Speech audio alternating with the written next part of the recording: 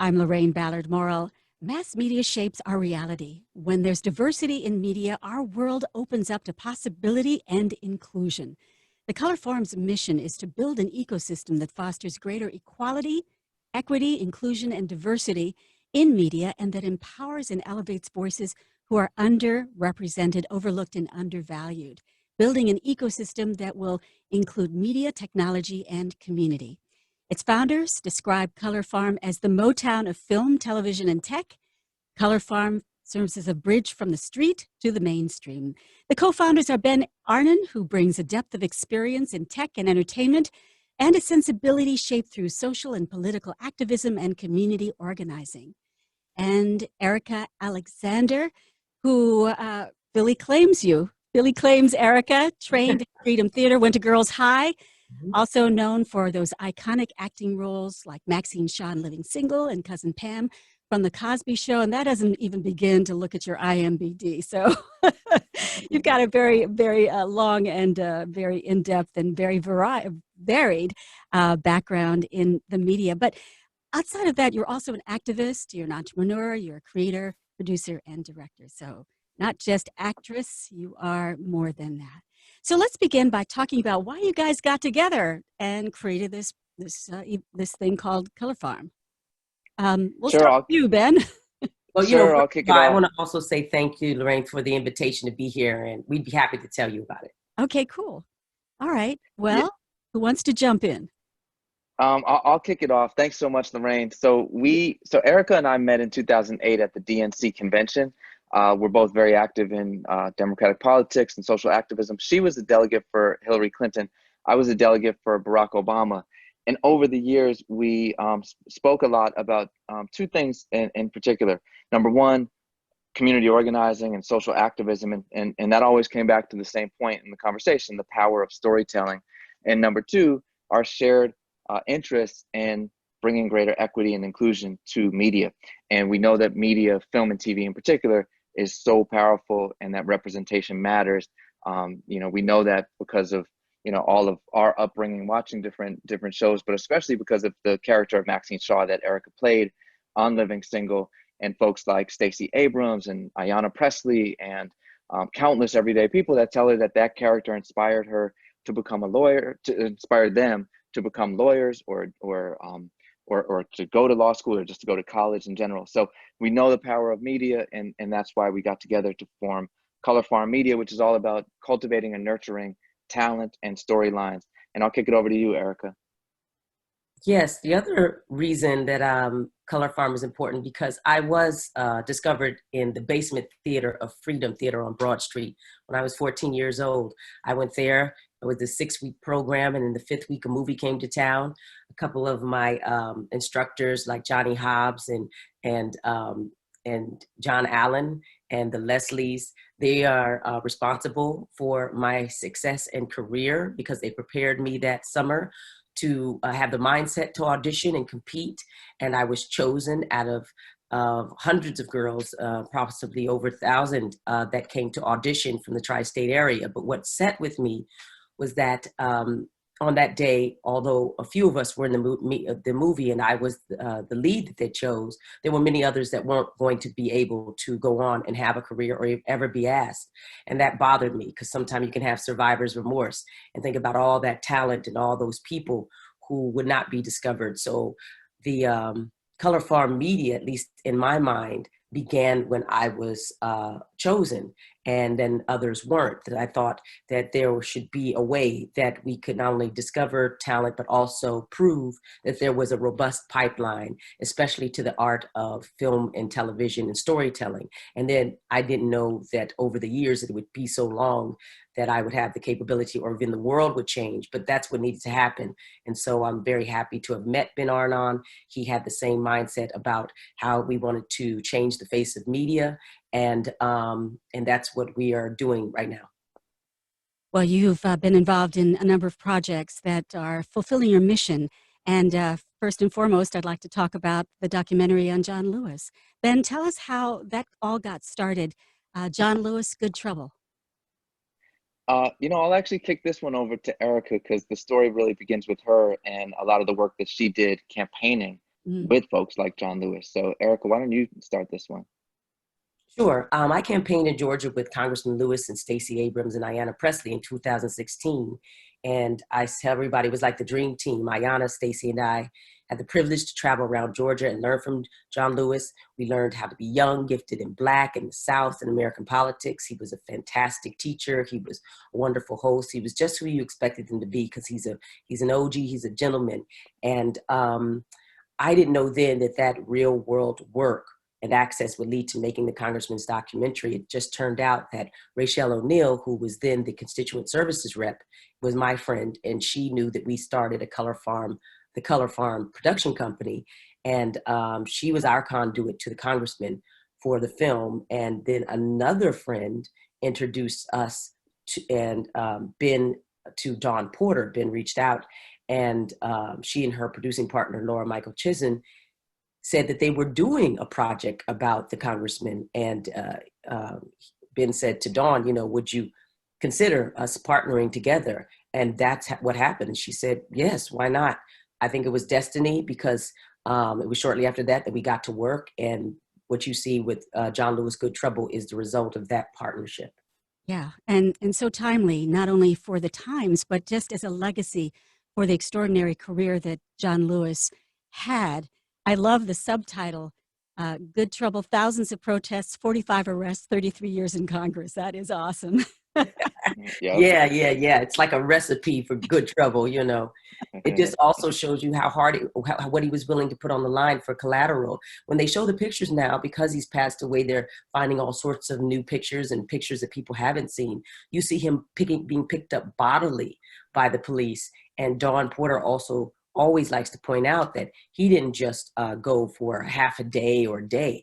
He often went for a month or so doing hard labor, in those prisons back in the day. That was no joke, but he was willing to do it. And it was Jesse Jackson who said that, Rosa Parks said that John Lewis was willing to do the heavy lifting. That meant that he was willing to take the most beatings. Mm-hmm. So we should venerate and honor this man because he was not afraid of death. He was afraid of living in a world. He was not afraid. He hated living in a world that was going to be racist and discriminate. And so he was willing to change it. Mm. Ben, I'd like to talk about some other aspects of media. Certainly film and television are great mediums to become more diverse, but we're also looking at the tech space too. And I noticed on your website that you have a project working with Google to try to incubate more tech diversity. Tell us more about that. We do, yeah. You did some research. Thank you. We are partnered with Google News Initiative and also Lion Publishers, and there's a gentleman named Philip Smith who runs an entrepreneurial boot camp, but specifically for journalism. And Erika and I had the privilege actually of being in Philly. He did something called News Foundry about a year and a half, almost 2 years ago, and it was a great experience. We really valued it, and essentially he brought together, it was held actually at the Philadelphia Inquirer, and he brought together a ton of journalists and people that already had digital news startups and other people that were aiming to launch them. And he took sort of this lean startup methodology and like an entrepreneurial methodology and applied that to newsrooms, to journalism startups. And so Google actually really valued what he had done there as well. And so he's doing this in a more structured way now. We just closed out the application period, and 270 applications were submitted. That's going to be whittled down to 24 applications. And yeah, we got involved because we wanted to ensure that there's a strong focus on underrepresented talent, underrepresented entrepreneurs, Black and brown, female, just any talent, any entrepreneurs that have traditionally been marginalized and left outside the system, underrepresented and overlooked. And so we are really thrilled to be involved with that program. It's technically called the Google News Initiative Startups Lab Bootcamp. It's a mouthful. It's an 8-week fully remote bootcamp program that will actually start in a couple weeks. Very cool. I'd like to get this from both of you, and that is, and you in particular, Erika, because your career has spanned a number of decades, and you've seen a lot of change. The arc of history bends towards justice, we hope, but and we are seeing a greater diversity in the voices, the storytelling that we're able to see. You know, a couple of years ago, the hashtag was Oscars So White, and now we're seeing Black directors, Black produced films and actors getting more recognition and acknowledgement.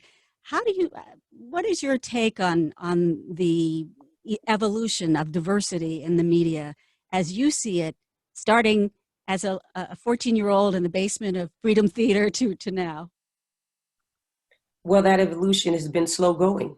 When you think about how many hundreds of years stories have been told, and the impact that stories have on shaping societies and shaping the sense of ourselves and our identities, you see why we're now here at the point that we're at. I make a point of saying that George Floyd's death came with a story in that policeman and those policemen's head.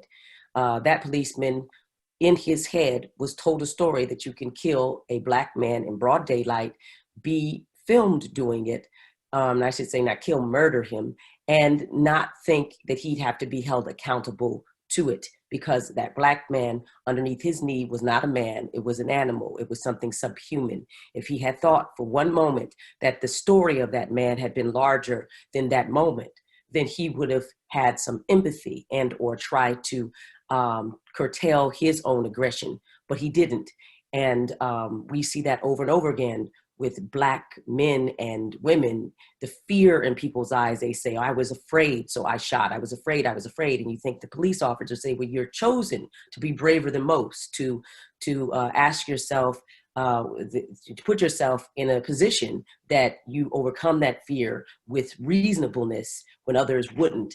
And that's not what happens. So I think that it's been a long time coming, that we need to change inside of the industry to change the storyline that we told ourselves. And we're living in unprecedented times. I mean, we're all grateful to be alive, but there's a lot of people who have died. And so it's hard to focus on our work, but it's important to keep going, for creative people to keep going and stay safe, because this virus has changed everything around us, including Hollywood is shut down. It's difficult to get anything into theaters. This movie, Good Trouble, is significant and special. And for a man as important as John Lewis to be profiled and featured in the documentary is rare. It's difficult to get those things made. And it didn't matter, they say Dawn Porter made a fantastic film with us. It's just really difficult to do that. So we had to change things inside of the institution and the industries with educational, religious, and sports, and foundational and theatrical outlets, just to get this out there and to collaborate with different partners. And I say that because there's so many people who don't have a way to get their material out there. And it's so many different ways to do it nowadays that you can get lost. I don't want people to lose heart. I want them to know that their story is not only necessary, it's shaping minds, and it's changing things wherever you are. And to really move into a space where we are now all collaboratively changing the way the world works by changing the story that we tell ourselves, and then we'll see it manifest in front of us. I love that. Ben, I wanted to talk a little bit about the phrase, the Motown of media and tech and entertainment, because you actually wrote a thesis, Packaging Racial Identities, Market Segmentation in the U.S. Recorded Music Industry, which I think is, it's a long title, but what it tells me is that you're talking about how we've packaged music in a way that was often segmented and sometimes defined and separated in some sense. And I wonder if you can maybe draw the conclusions and connect that with the statement Motown, because Motown, on the one hand, brought Black music to the masses, and on the other hand, it was slick and packaged. And I wonder if you can talk about how you relate to that phrase. Yeah, thanks again. I really appreciate the the research that you've done actually. So that thesis, I wrote that in 1998 at college in Atlanta, and what that was about was that all the music really comes from the same place. It comes from a 12-bar blues, and then it originated there in America, and then it evolved into different types of music, and oftentimes that had to do with geography, and that had to do with racial identity, but at the core of it, it was all the same thing. So the stuff like the music that ended up maybe in the Delta was the blues, or the music that ended up somewhere was R&B. Music that ended up with a little more twang up in the Appalachia Mountains was country. But someone like Ray Charles actually had a background in all of those worlds, and so he was able to win Grammys for an R&B album, and then he was able to do a country and western album that won Grammys. And to him, it was all the same. It was all emanating from the same place.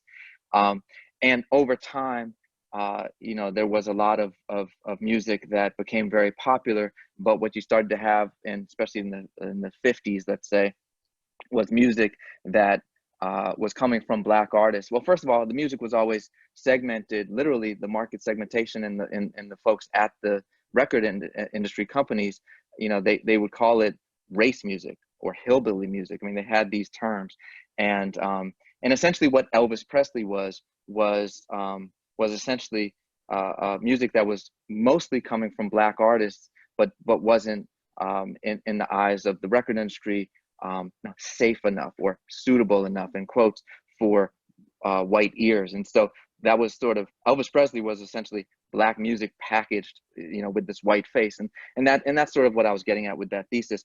When we say the Motown of film, TV, and tech, I think that we're not necessarily thinking about that in the packaging as much as thinking about Berry Gordy, being there in Detroit, which is oftentimes overlooked by Hollywood.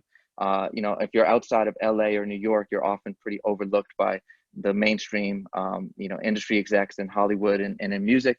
And so he recognized that there was incredible talent that was these diamonds in the rough that were just overlooked and underrepresented. But that turned out to be people like Stevie Wonder and Smokey Robinson, and the list goes on and on and on.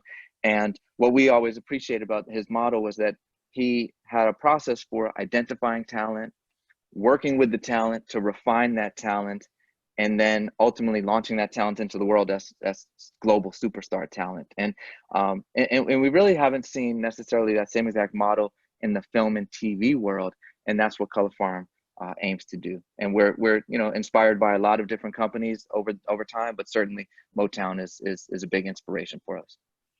Erika, as I recall in my own childhood, my dad, who taught Black history actually, used to sit me down and tell me stories about his family, his background, and then he'd also tell me stories about Black inventors and Black history makers.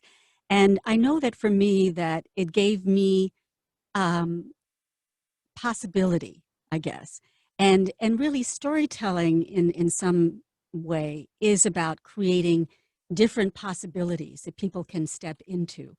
And it sounds like the Color Farm is kind of stepping into the role of griots and, in the history of storytelling, being able to amplify stories, not just around the fireplace or, in the living room, but to a much wider audience, to give everyone access to these different types of stories. And I wonder if you can tell us, looking into the future, what you see the evolution of the Color Farm will be ultimately. What is the future? What is the possibility for you all? Well, your father gave you a wonderful skill set and superpower, Loraine. He understood that that you being able to communicate your ideas and your thoughts would be probably one of the most significant things he could give a girl child, especially the sense of yourself and the sense that you had a right to tell your story and to be heard. That's what we think ultimately Color Farm is supposed to do. It's supposed to identify the people who are telling these stories and help support them telling the story of themselves and their community and the world. We think that with the because I like that you brought up the refinement of that Berry Gordy was doing. I sort of say what Ben said, well, we're not really doing that, but we are, because development matters. And there's so many people trying to tell stories. And I have to be honest, many of them don't know how to do it. They haven't read enough books for it to refine those stories. And by the time they get to the big show, they don't know why they're being passed over. They're not just being passed over because they're Black or they're outside of the mainstream storytelling market, which is true, and that's changing too. But it's often because those stories are not ready. They haven't. They're not completing their grammar. Just at a very simple level, the sentences, the how you tell a story, the structure. Then you have people who may be more developed, but they might have just closed themselves off to the possibility of how to think about something. So we see ourselves as trying to also find, discover, and refine where needed those voices and those creative people. So yeah, I think that that's what Color Farm is. It's meant to be a farm system to be out there finding people, and also to respect what they bring, but also where possible and where necessary, create stars and star makers with identifying where they might be able to advance themselves and move forward even without us, and more powerfully. Right. So in equipping people with the tools so that they can Yes, ma'am. for themselves, right? Absolutely. And there's people out there who are just amazing. And I got to give a shout out to all my Philly people who I love. I'm from Mount Airy. Yes, I went to Girls High. And the story that I used to tell myself when I was in Arizona was I was an Arizona girl. But when I got to Philly, I found out I was young, gifted, and Black. I found out we had a National Negro Anthem. I found out about all sorts of things that living in a mostly Black space gave me the confidence to feel strong about. And you see that when you see Maxine Shaw. I think you see a lot of my Philly women who taught me how to have swag and also to be feminine and beautiful. I really appreciate that. And I want to say to all the Philly creators and my brothers and sisters who live there, that to thank them for helping to be the part of the origin story of Color Farm. Ben, I'm sure there are a lot of storytellers out there, content creators, either potential or currently doing it, who would love to connect with the Color Farm. How do they do that? Yeah, they can go to our website, colorfarmmedia.com. There is a contact tab on there. So please, anyone who's interested in Color Farm, sign up for our email list at the website, and like us, follow us on Instagram and Twitter and all social media. And then feel free to send us a note through colorfarmmedia.com. We are open for business and excited to hear from people. I want to thank you both so much for joining us today. Ben Aron and Erika Alexander, who are co-founders of The Color Farm, which is redefining storytelling and tech media, film, television, and all those different mediums to create a more diverse space for all of us. And let me tell you, I knew John Allen Jr. and Erika, he would be so proud of you were he to be alive today. And just a wonderful, it's a wonderful thing to see how you've grown and become so successful, but also maintained your activism and your desire to make a difference. It's pretty wonderful. So thank you. So and my love goes out to you and to him, who I hear in my head all the time when I get tired. He says, "You don't have the right to be tired. You haven't earned the right to be tired. You haven't earned it." And you know what? He was right. He is that general, that sergeant, and that first artist in my head who tells me that I have a right to be there, but I must work hard to stay strong. And so thank you so much for this invitation and for you being there for us. All right. Thank you both so much for joining us. I'm Loraine Ballard Morrill.